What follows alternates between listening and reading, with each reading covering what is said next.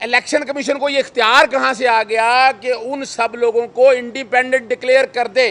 अदालत ने अगर नॉमिनेशन पेपर मंगवा लिए तमाम कैंडिडेट के जो पीटीआई के थे तो इलेक्शन कमीशन के लिए शायद मुंह छुपाना मुश्किल हो जाए।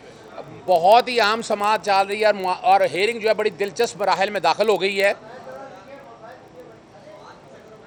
बहुत ही अहम। अब इशू क्या है, ज़रा ध्यान से समझिएगा। इशू ये है कि इलेक्शन कमीशन अभी अदालत को ये मुतमईन नहीं कर सका। बहुत अहम सवाल आया कि 81 लोग थे जिनके नॉमिनेशन पेपर के हवाले से बात आई कि उनमें से कितने पीटीआई ने डिक्लेरेशन दी है और कितने आज़ाद ने दी है।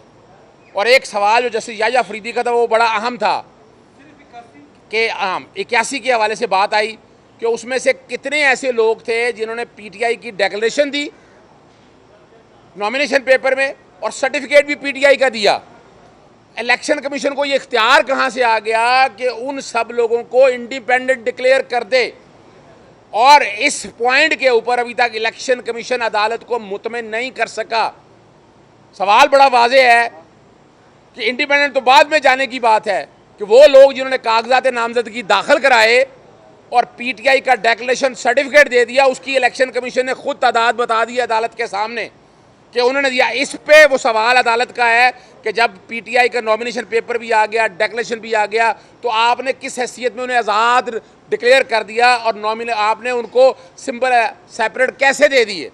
और एक सवाल अभी और अदालत के सामने आना है कि सलमान अकरम राजा ने लाहौर हाई कोर्ट में एक रिट दायर की कि अगर आप सिंबल नहीं दे रहे तो फॉर्म 33 में पीटीआई को डिक्लेयर किया जाए।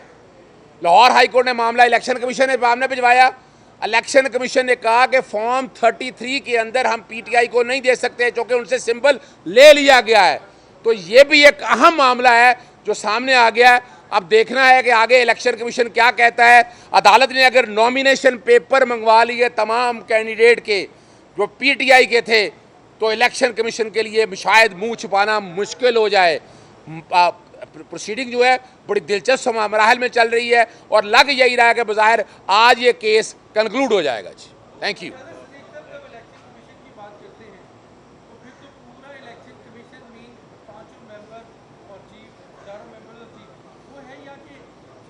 नहीं, ये बड़ी एक और बड़ा ज़बरदस्त पॉइंट उठा दिया आपने। अच्छा हुआ जब आपको पता कागजात नामजदगी ले लिए गए और सॉरी नॉमिनेशन पेपर ले लिया गया, सुप्रीम कोर्ट ने भी ले लिया, तो 13 तारीख को इलेक्शन कमीशन ने एक ऑर्डर जारी किया। इलेक्शन कमीशन से मुराद पूरा इलेक्शन कमीशन है।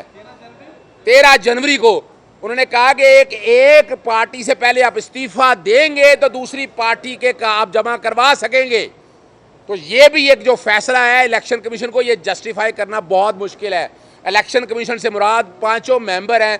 आज देखते हैं कि हालात किधर जाते हैं, लेकिन मैं जो देख रहा हूं कि बहुत मुश्किल है इलेक्शन कमीशन सेटिस्फाई करना। और मैं पुरुमीद हूं कि आइन की बालादस्ती होगी और इंशाअल्लाह अज़ीज़ पाकिस्तान तहरीक इंसाफ के जो कैंडिडेट हैं, कम से कम जिनका वो नॉमिनेशन पेपर और डिक्लेरेशन मैच हो गया है, उनको तो अब आपका सिंबल से महरूम नहीं कर सकते थे। बाकी के हवाले से भी बात सामने आ जाएगी और मामला अगर सुन्नी ताद कौंसिल की तरफ से चला गया वहाँ भी बड़ा मुश्किल है। नहीं, ये तो नया आईनी बहरान है कि देखिए, बड़ी ज़बरदस्त बात आपने की है। अब सवाल यहाँ पर बड़ा वाज़ेह है, अब कहाँ लेकर जाएंगे। इस आइन की इंटरप्रिटेशन अब अदालत के सामने आ चुकी है। और एक बात बता दूँ, अब जो ये सोची बैठे थे ना कि जनाब अगर पीटीआई से नहीं है तो हमें मिल जाएंगे ये रिजर्व सीटें प्रोपोर्शनेट से हट के, तो वो नहीं नज़र आता।